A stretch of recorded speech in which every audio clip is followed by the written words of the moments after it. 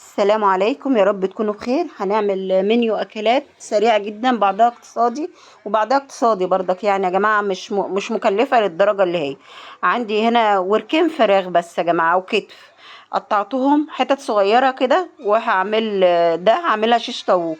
جبت البصل وطماطم وواحده ليمونه وفصين توم، وما كانش عندي زبادي، حطيت لبن على خل كده، عمل راب شويه، جيت حطاه.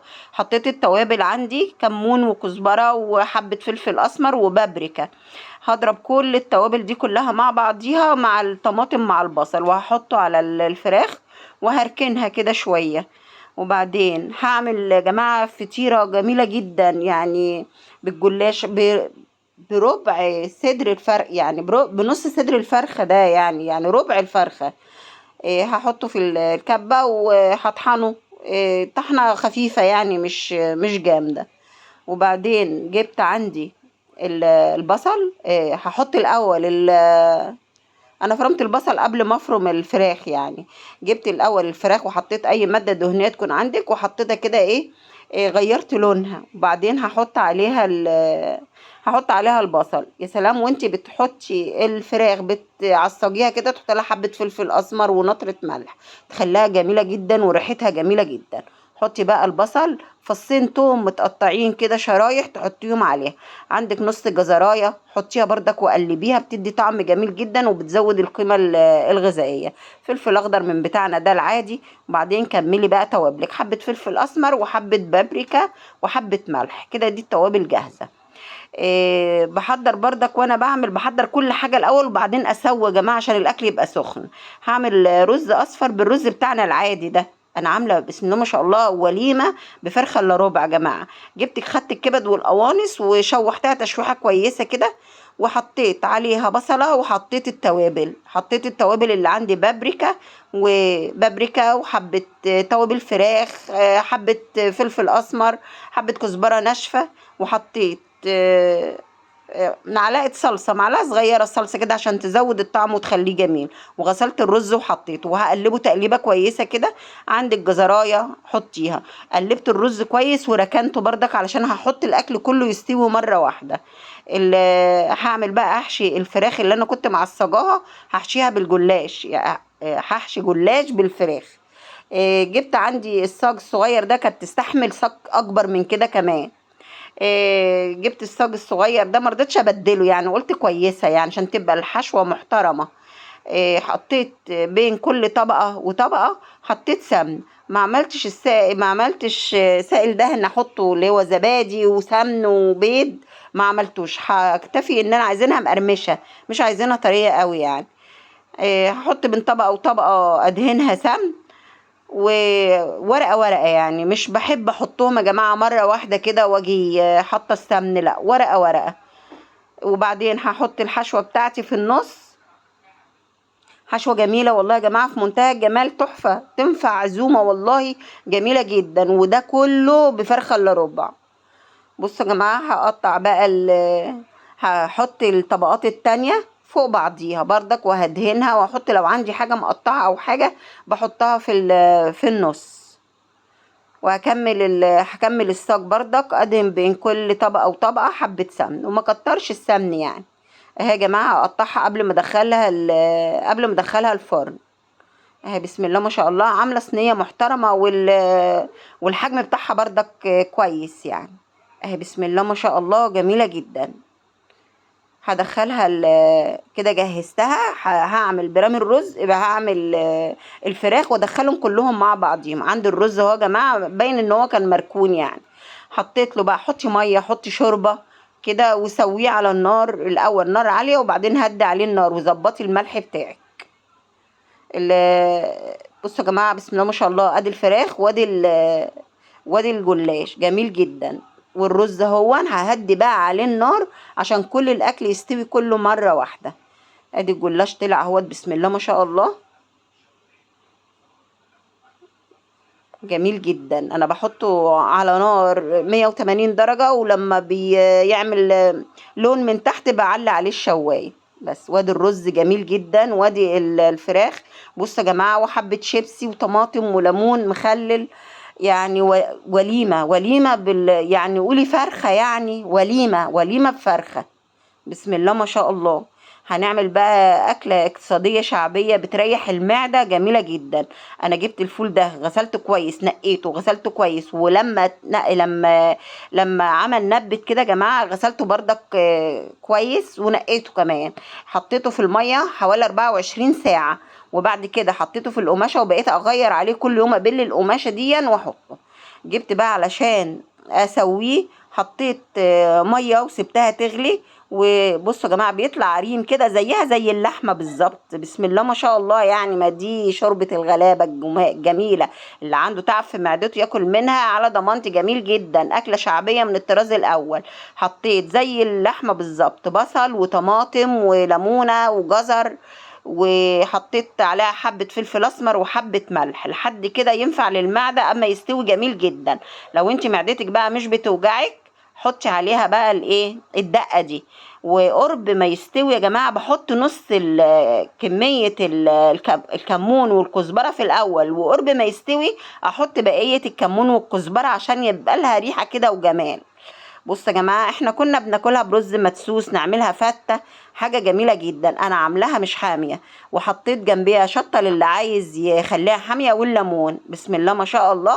اكله جميله جدا زي ما قلت، اكله مصريه شعبيه من الطراز الاول. بسم الله ما شاء الله.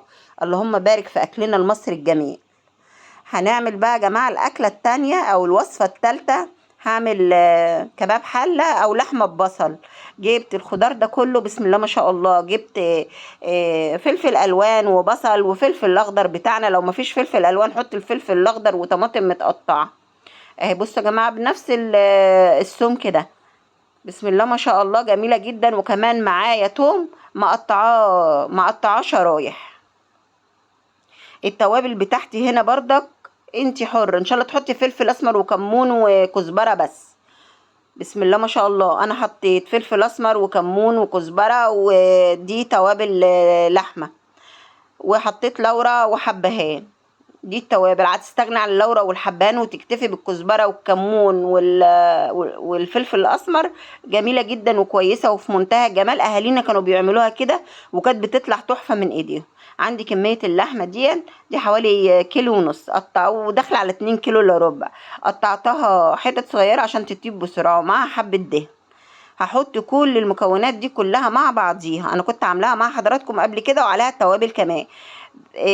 يعني مسكت اللحمه شوحتها الاول، بقت حته اللحمه محتفظه بانها قطع كده، لكن انا عايزه كله يدوب كده مع بعضه وتبقى تبقى حلوه زي اهالينا كانوا بيعملوا بالطريقه ديت. الاول هسيبها على نار هاديه الاول علشان الخضار يسرد الميه اللي موجوده فيه، وبعدين اعلي عليها النار. وحطيت لها يا جماعه نص كوبايه ميه علشان بقى تاخد وتدي مع بعض. ولو احتاجت ميه وانا بسويها بزودها ميه تاني، وعيني عليها على طول ما بسيبهاش لحد ما تستوي. ما حطيتش ملح يا جماعه. هقدم معاها سلطه الطحينه، احنا هناكلها بالعيش واللي عايز ياكلها بالرز. جبت كميه من الطحينه عندي، كمون وملح وشطه وفلفل اخضر وثوم مقطع شرايح وليمون وميه وخل. هحط كل المكونات دي كلها مع بعضيها. الطحينه البلدي بتاعتنا العاديه خالص اللي ما فيهاش اي حاجه، لا حط عليها زبادي ولا حط عليها اي حاجه. احط عليها الخل وهعصر عليها الليمون اهو. وبذرة دي وقعت هطلعها يعني. بصوا يا جماعه هقلب بقى كل الحاجات دي واحط معاها حبه ميه. لو انت عايزه تحطي معاها زبادي بتبقى جميله كده وحلوه برضه. اهي يا جماعه بصوا انا لقيتها تخينه شويه كده، هزودها بردك حبه ميه وهقلبها واشوفها لو احتاجت ميه او احتاجت طحينه. هي كده السمك ده مناسب وجميله يا جماعه. بسم الله ما شاء الله. اكله في منتهى الجمال، جميله جدا. ممكن تعمليها بنص كيلو لحمه وهتبقى كميه كبيره وحلوه وتكفي عيله. بسم الله ما شاء الله. ادي الطحينه هي، بسم الله ما شاء الله جميله جدا. ودي الاكله بتاعتنا هي الداخله على سوا. هزود لها بقى حبه جوز الطيب، بشره كده جوز الطيب، واظبط الملح بتاعها وخلاص بس كده. بسم الله ما شاء الله جميله جدا. هدخلها الفرن، احط لها حته سمن بلدي كده فوق الوش وهدخلها الفرن. تاخد وش كده جميل. وانا كنت هحطها في وعايه او في برام، لكن بقى اكتفيت ان انا احط لها في الصينيه اللي انا طيبت فيها وكده. هدخلها. بصوا يا جماعه هي كده مهريه، يعني طيبه مستويه قوي، يا دوبك تاخد وش بس في الفرن اهي. بسم الله ما شاء الله. اهي حطيتها في الفرن جميله جدا. وكان عندي بردك اكل بايت حطيته جنبها يعني. بسم الله ما شاء الله. بصوا يا جماعه جميله جدا وطعمها روعه في منتهى الجمال، بتفكرنا باكل اهالينا الجميل ده. بسم الله ما شاء الله. لو انت عايزه تحطي معاها بطاطس وانت بتسويها بردك، بس كده مش هتبقى كباب حله، هتبقى ورقه لحمه او لحمه بالخضار. حمرت معاها طبقين كده بطاطس وخلاص. بسم الله ما شاء الله. حطيتها اهوت مع قدمتها مع الرز ابيض والمخلل وخيار مقطع وطماطم وسلطه الطحينه، وبسم الله ما شاء الله جميله جدا. اللهم بارك يا رب. بسم الله ما شاء الله. اهي يا جماعه حلوه قوي قوي قوي وطعمها تحفه. في الحر دوت تنفع تتحط مره واحده على النار ومش هتتعبك. بسم الله ما شاء الله. هنعمل بقى الوصفه اللي بعديها، هنعمل باميه. الباميه من الاكلات البردك الجميله اللي بنحبها، مصريين تقريبا كلهم اغلبهم يعني بيحبوا الباميه. جبت حتتين لحمه كده وقلبتهم تقليبه كده على النار، وبعدين حطيت معاهم البصله. مش هحمر البصله يا جماعه، يا دوبك كده تشويحه بسيطه كده، وحطيت عليها الطماطم، وحطيت عليها من غير ما تتسبك من غير اي حاجه، حطيت عليها الباميه. الباميه دي عندي متفرزه من السنه اللي فاتت، مش باميه جديده. وحطيت معاها قرن فلفل، وحطيت نص ليمونه كمان، وظبطت الملح بتاعها. وهسيبها بقى تستوي على نار. الاول هحطها في نار عاليه وبعدين اهدي عليها النار. الباميه من الاكلات اللي بتاخد قعر بسرعه، لازم تهدي عليها النار، خاصه انا عاملاها في حله ستانلس فلازم اكون واخده بالي. هغطي عليها بقى وهدي عليها النار واسيبها تطيب على مهلها. بسم الله ما شاء الله جميلة جدا ومش حامية على الصدر ولا أي حاجة خالص. وكمان أنا عاملة البامية بطريقة عادية جدا، يعني بطريقة أمهاتنا. حطيت عليها حبة ملح، حبة فلفل أسمر وكمون، وحبة كزبرة ناشفة. الكزبرة الناشفة بتدي ريحة وطعم للأكل في منتهى الجمال. بسم الله ما شاء الله. بص يا جماعة، حل البامية احنا بنحبها بالتخن ده، ومعاها الليمون، معاها طبق بتنجان تحفة بقى جميلة جدا.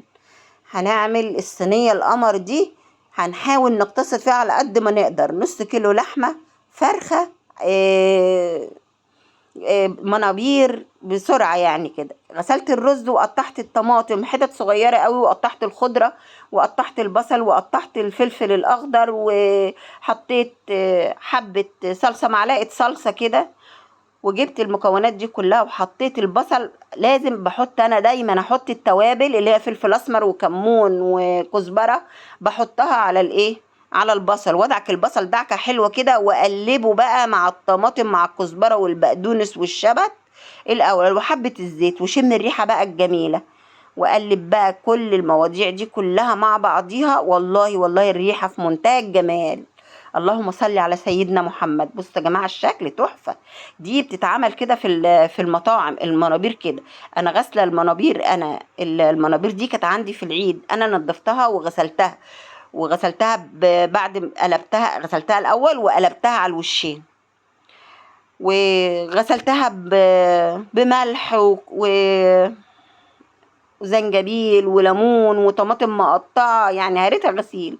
اهم حاجه في الحاجات دي زي ما قلت لحمه الراس والكرشه والمنابير، الغسيل اهم حاجه. الغسيل اول حاجه واخر حاجه يعني. بسم الله ما شاء الله. وانا بحشي بطريقه بسرعه قوي. بمسك الممبار، لا قمع ولا حاجه، بمسك الممبار كده بين ايديا، وانا بكون قلبها مخليه الدهن جوه.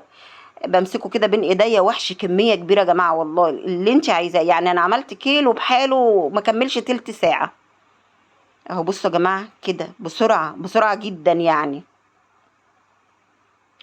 الخلطه ديت جميله جدا. طماطم متقطعه وحبه صلصه وبصل مقطع صغير وكزبره وبقدونس وشبت، والتوابل بسيطه جدا، كمون وفلفل اسود وبسم الله الرحمن الرحيم، وحبه كزبره ناشفه. عايزه تحطي توابل محشي دي انت حره بقى.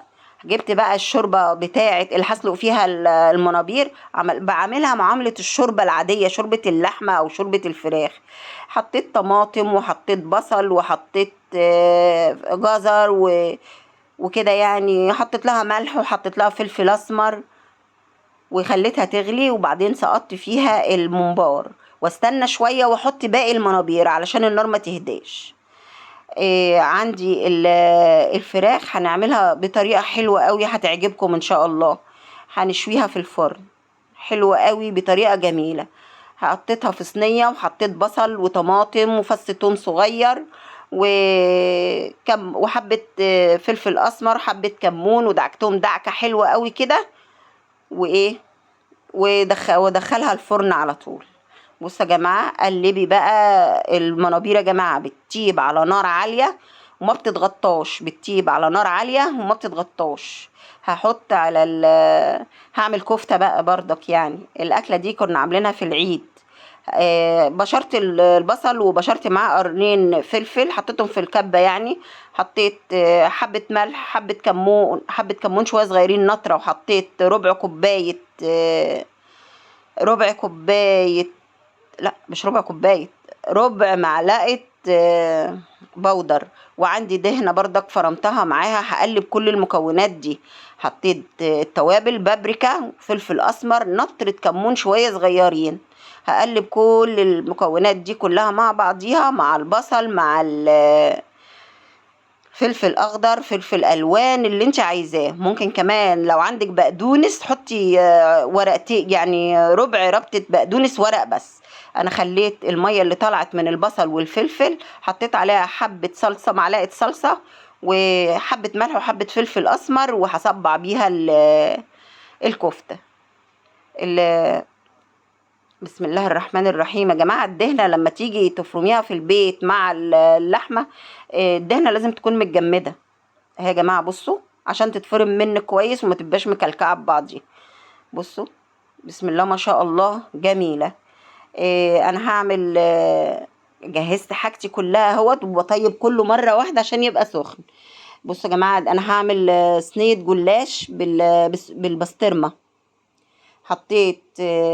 حطيت زبادي، وحطيت حبه سمن، وحطيت فلفل اسمر وحبه ملح.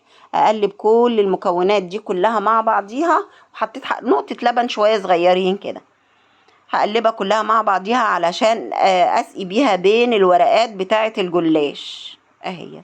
حطيت سمن تحت في الصينيه، وبعدين هدهن بالسائل اللي انا عاملاه ده بين ورقات الجلاش.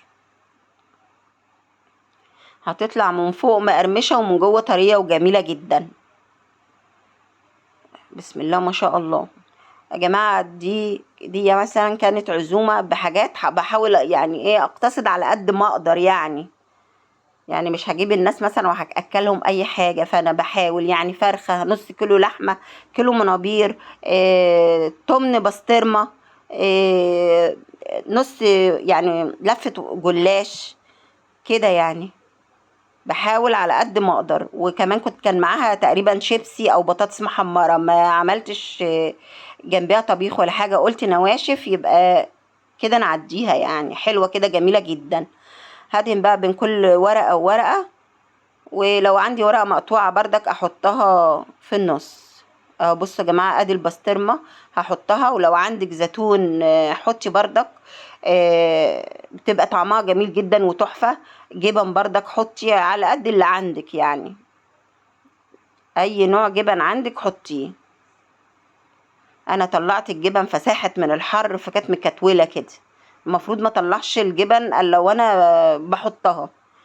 هغطي بقى عليها واحط بقيه الورقات، وادهن بردك بين كل طبقه وطبقه لحد ما اخلص كل الورق اللي عندي.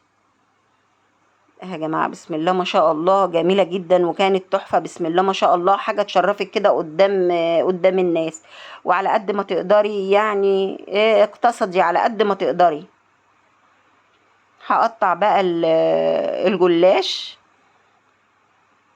قبل ما يخش الفرن بتقطعيه، ما ينفعش تقطعيه بعد ما يطلع من الفرن لانه هيتكسر منك. لو انت عايزاه طري اول ما يطلع من الفرن غطيه. انا هقطعه وبعدين هحط على باقي السائل اللي انا كنت بدهن بيه، احط عليه بيضايه وحبه فلفل اسمر واحطهم ادهن بيه وش الجلاش. وهدخله الفرن على درجة حرارة 180، ولما يحمر من تحت احط له اولع عليه الشواية. بسم الله ما شاء الله، حاجة جميلة جدا. بصوا يا جماعة، هدهنه بقى من الوش كده، يطلع حاجة تحفة، حاجة جميلة تشرفك كده قدام اي حد. ممكن بدل البسطرمة بربع فرخة زي ما كنت عاملاه في الوصفة اللي قبل كده، بربع فرخة بربع كيلو، اقل من ربع كيلو لحمة كمان ممكن تعمليها جبن، بس ممكن تعمليها حاجة حلوة. بسم الله ما شاء الله. الاكله بتاعتنا هي كلها في الفرن بسم الله ما شاء الله، وعملت معاها كمان طبق ملوخيه كانت جميله جدا. اهو بصوا يا جماعه، بسم الله ما شاء الله، الكفته وادي الجلاش والفراخ، وكان عندي بردك حتتين لحمه حمرتهم وحطيتهم، يعني حاجه حلوه. هنعمل بقى في الوصفه بتاعتنا ديت الفراخ بطريقه حلوه قوي هتعجبكم ان شاء الله. حطيت سمن وسبته لما يسخن كده شويه، وبعدين حطيت الفراخ هعصجها، يعني بقطع الفراخ حتت صغيره كده حلوه، يعني هي كل واحد ياخد حته كده ويحمد ربنا عليها. بسيبها تاخد لون من كل الجهات، يعني بشوحها تشويحه حلوه قوي اهي. انا كنت عاملاها هشويها لكن غيرت رايي، فقلت اعملها هسلقها. او خدت الصدر دون، مش هعمله، يعني هشيله. اهو بصوا يا جماعه، يعني دوت نص صدر ووركين، الحبه دول نص صدر ووركين. هشوحهم كويس واحط عليهم ميه الحاجات بتاعتهم بقى، هحط بصل واحط طماطم واحط جزر واحط حته فلفل اخضر بتدي ريحه وطعم جميل جدا. وانا بشوحها بحط لها حبه فلفل اسمر بتبقى حلوه قوي. انا قلت لحضراتكم ان انا كنت حشويها فغيرت رايي وقلت اعملها ايه، كده، فمش هرمي البصل اللي كان فيها، فحطيت البصل عليها وحطيت طماطم وحطيت الجزر. هقلبها كده تقليبه كويسه، والميه تغلي احطها فوقها، وهظبط لها الملح بتاعها، الفراخ ما بتاخدش وقت. هظبط الملح، كنت نسيت احط لورا وحبهان، حطيت معاها كده. بصوا يا جماعه الشوربه بتاعتها وانا لسه حطاها ما غليتش، يا دوبك حطيتها كده. التشويحه ديت قبل ما بتعملي الفراخ بتديها ريحه وطعم في منتهى الجمال. وكمان دلوقتي وانا بدخلها الفرن هتشوفوا عملت فيها ايه. بسم الله ما شاء الله. هسيبها بقى على درجه حراره عاليه، اول ما هتغلي اهدي عليها النار اهي. بصوا يا جماعه خلصتها وطلعت طلعت الفراخ اهي. زي ما قلت لحضراتكم دي فرخه الا كتف، الا يعني صدر كامل اهي. بسم الله ما شاء الله جميله جدا. خدت الحاجات اللي انا سلقتها فيها البصل والطماطم والجزر، وحطيت بصلايه كمان من عندي بوريها لكم اهو، بصلايه صغيره، وحطيت حبه زيت وطماطمايه. هضرب كل المكونات ديت في الكبه كده. بصوا يا جماعه السائل الجميل ده، وحطيت عليها حبه فلفل اسمر وحبه ملح. هدهن بيه بقى الايه الفراخ، وهدخلها الفرن اهي. بصوا يا جماعه هدخلها الفرن مع مثلا برام رز مع حاجات، ما بدخلش حاجه واحده الفرن، لازم اما اشغل الفرن بشغله على ايه، على حاجتين او كده. هعمل معاه حبه قلقاس وهعمل سبانخ، بس كان اختيار سيء ان انا اعمل قلقاس وسبانخ الاتنين خضر، فكان المفروض مثلا اعمل باميه بسله كده. حطيت الشوربه، بصوا يا جماعه الشوربه جميله ازاي، بسم الله ما شاء الله، بسم الله ما شاء الله جميله جدا. حطيت الشوربه تغلي وبعدين حطيت فيها القلقاس، حطيت دق الثوم عليها كزبره ناشفه معاها عشان تستوي بيها. جبت عندي كزبره، وعندي المره دي انا عملتها بكزبره، ما حطيتش سلق، عملتها بكزبره بس من غير سلق من غير حاجه. لما استوى ضربت الكزبره كويس في الخلاط وبعدين حطيته فوق القلقاس. لازم القلقاس يستوي الاول عشان ما يسودش منك ولونه يغمق، لو حطيت الخضره دي قبل ما يستوي هيبقى لونه غامق اهو يا جماعه. القلقاسه ذاتها يبقى لونها غامق، مش الميه، القلقاسه ذاتها.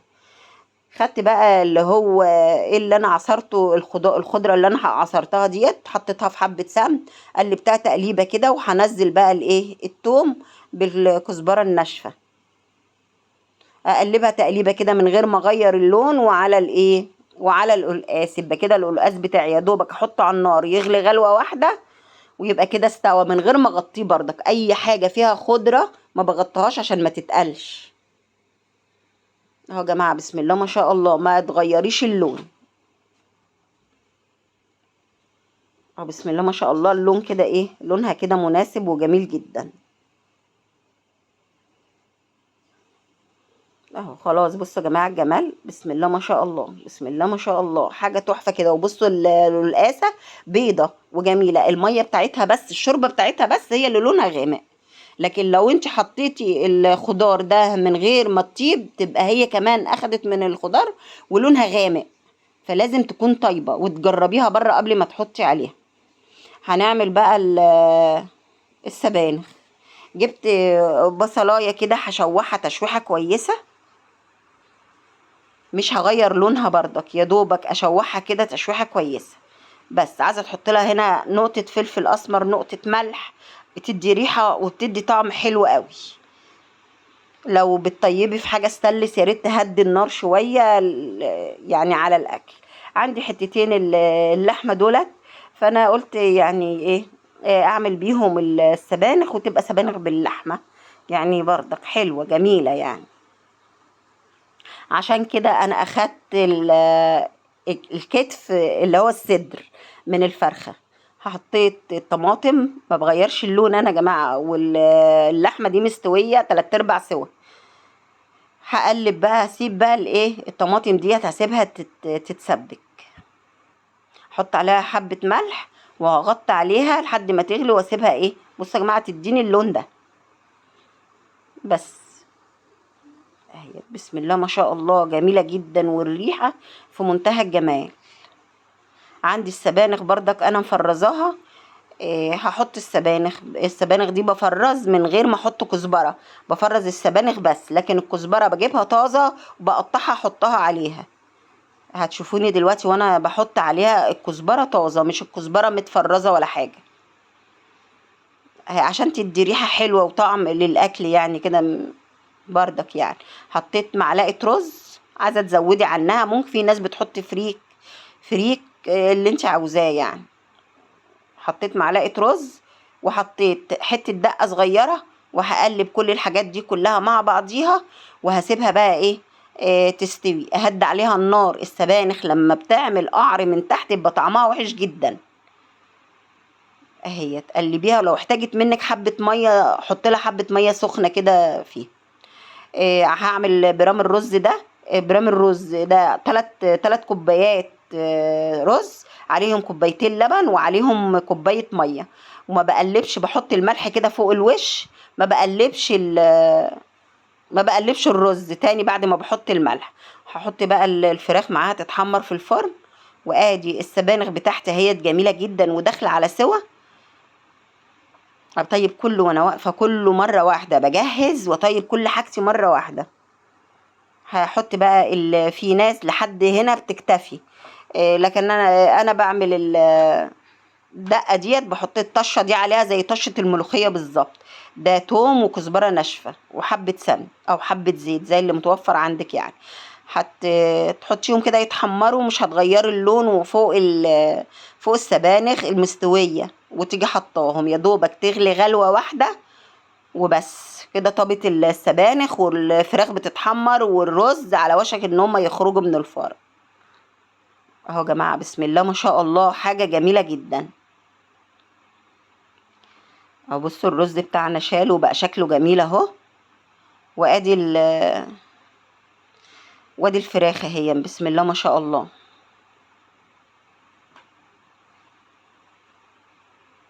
ادي الرز اهو تحفه جميل جدا، والحاجه في منتهى الجمال. هزقيه بقى بحبه سمنه على زيت، لو عايزاه مفرفر كده وجميل حطي حبه سمنه على زيت.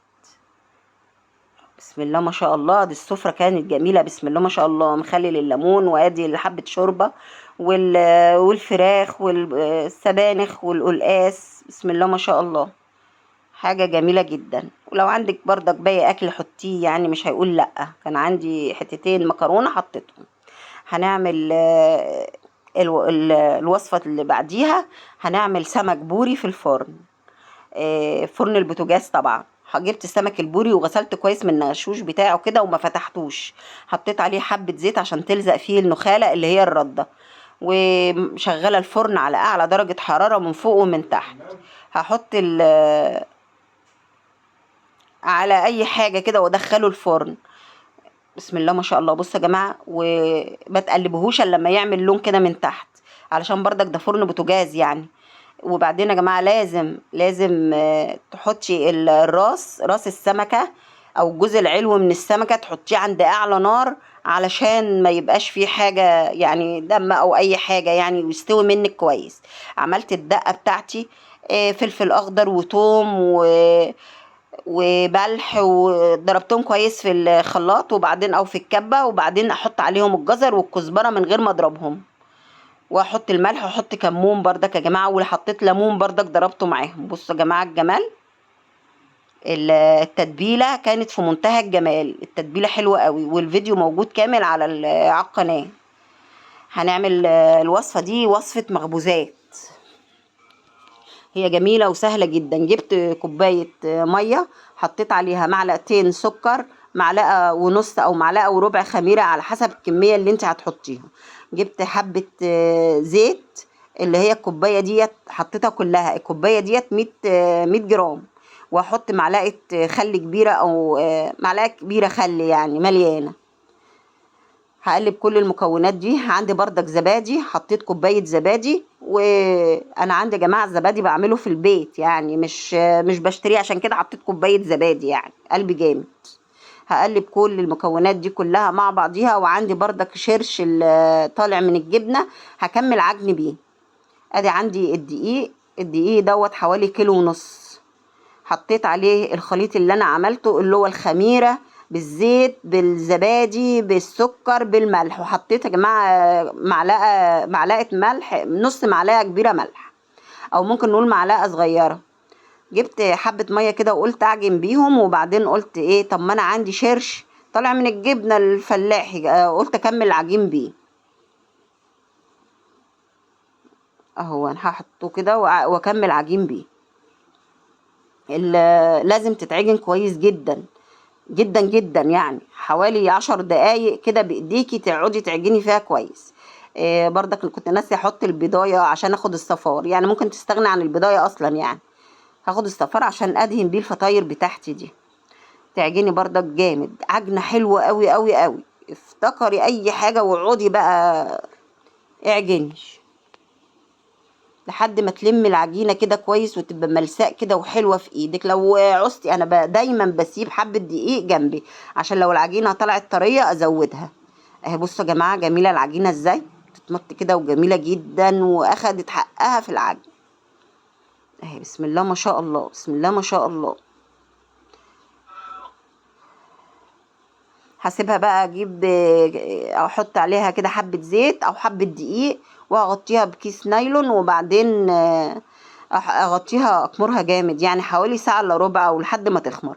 عندي الحشوه اللي هحشي بيها الفطاير دي، عندي صدر فرخه اللي انا كنت حيشاه من الاكله اللي فاتت، وحطيته كده في حبه سمن او زيت.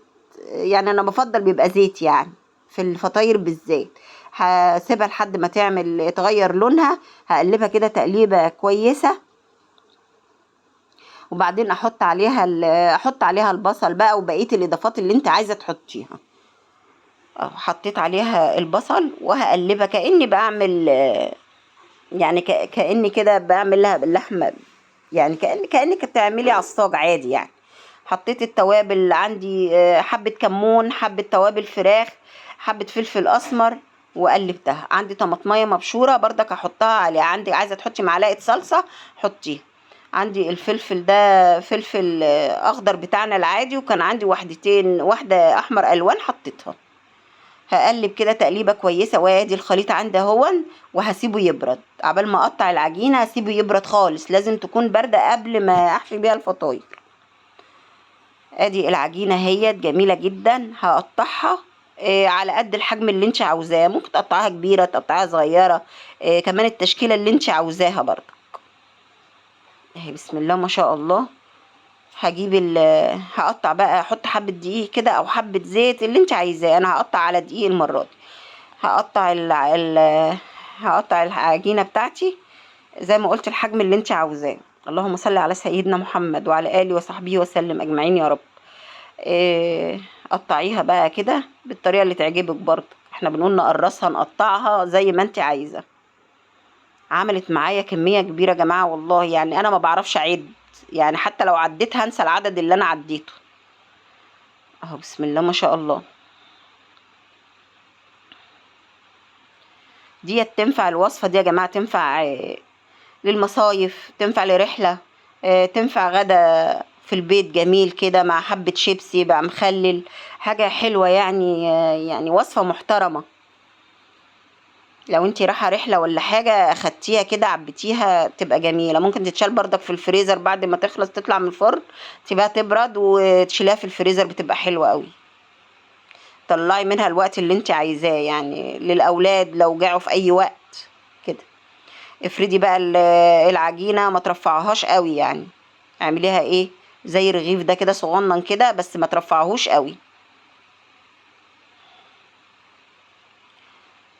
اللي احنا متفقين ان الحشوة تكون باردة، الحشوة ما تكونش سخنة، علشان ما تسيحش منك العجينة وتلزق، ما يبقاش فيها اقدام كتير برضه.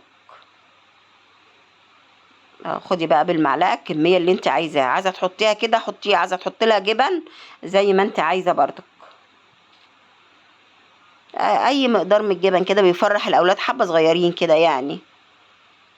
وتقفليها حلو جدا علشان ما تطلعش الحشوة منك وتلزقها لك في الصينية.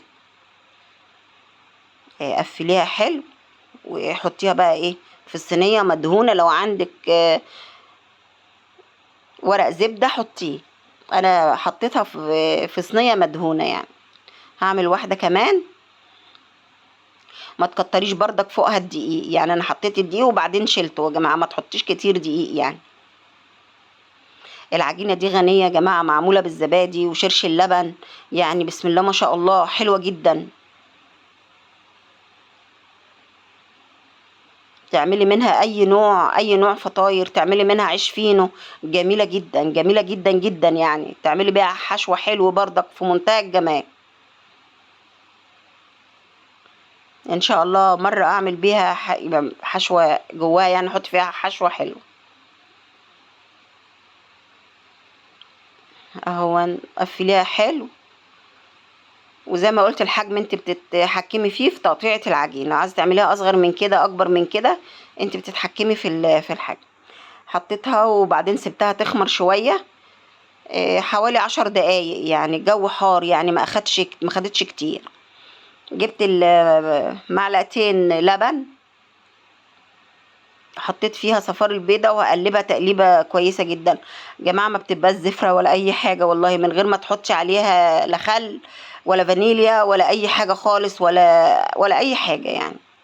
هي فطائر مالحة، مش هحط عليها فانيليا اكيد يعني.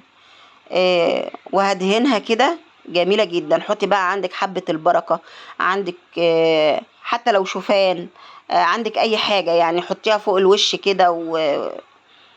سمسم اللي موجود عندك. انا اما بحط سمسم فوق المخبوزات ما بيبقاش سمسم محمص، بحطه سمسم ني. يا جماعه حطه على اعلى درجه حراره، بولعه من تحت بس، ولما تحمر شويه لما تطيب من تحت بولع عليها من فوق، او اخد بالي وانا واقفه اولع عليها من فوق ومن تحت، واخلي من تحت على درجه حراره 200. بصوا يا جماعه القمر ده جميله جدا وطعمها في منتهى الجمال وطريه. يعني عايزه بقى اغطي عليها عشان تبقى طريه وحلوه. وهي كانت طريه لان الزبادي بيطر الحاجه يعني بيخليها حلوه. دي الحشوه بتاعتها اهي، حشوه اقتصاديه وعملنا حاجه حلوه يعني. اكلوها الاولاد وكانوا مبسوطين جدا يعني بالحاجات دي. بسم الله ما شاء الله يعني مش هقولك على جمالها، حاجه جميله جدا وطريه وتمشي معاكي اي حاجه. بسم الله ما شاء الله، اللهم بارك يا رب. بسم الله ما شاء الله. اهم حاجة نصلي على النبي في التعليقات عليه افضل الصلاة والسلام. بسم الله ما شاء الله، بسم الله ما شاء الله.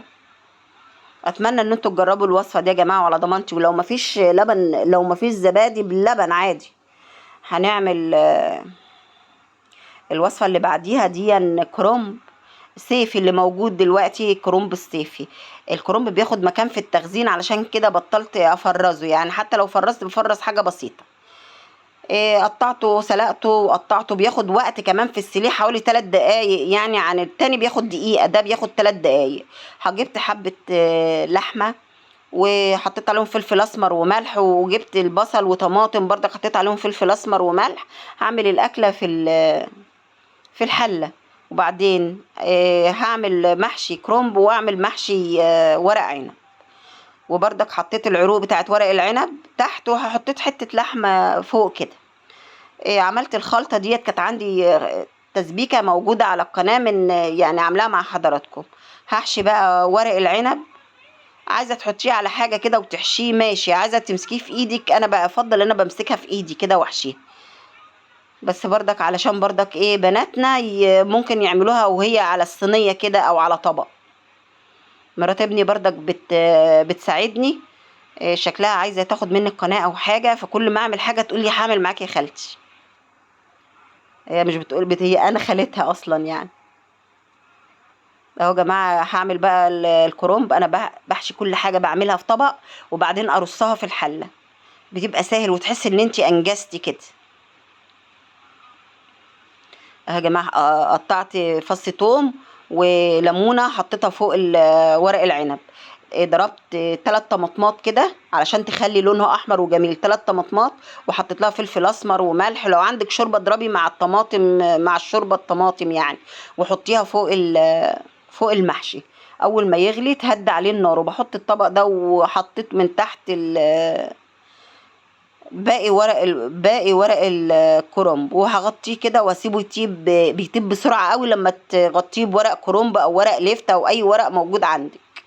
وهديت عليه النار وسبته يستوي براحته. عملت معاه طبق الملوخيه ديت، وادي المحشي. وعملت معاه بتنجان مقلي علشان الملوخيه طبعا. وادي اللحمه اللي طلعت كانت تحت المحشي، وكده جميله جدا والحمد لله. بسم الله ما شاء الله. حته سمنه بلدي بقى و... وبألف هنا وشفا يا جماعه، جميله جدا. هنعمل بقى بعد كده طبق ملوخيه في منتهى الجمال. انا جبت الملوخيه وخرطتها كويس قوي، وبعدين حطيت الشوربه تغلي على النار، وحطيت فيها الملوخيه وقلبتها تقليبه كويسه. وعملت الدقه اللي هي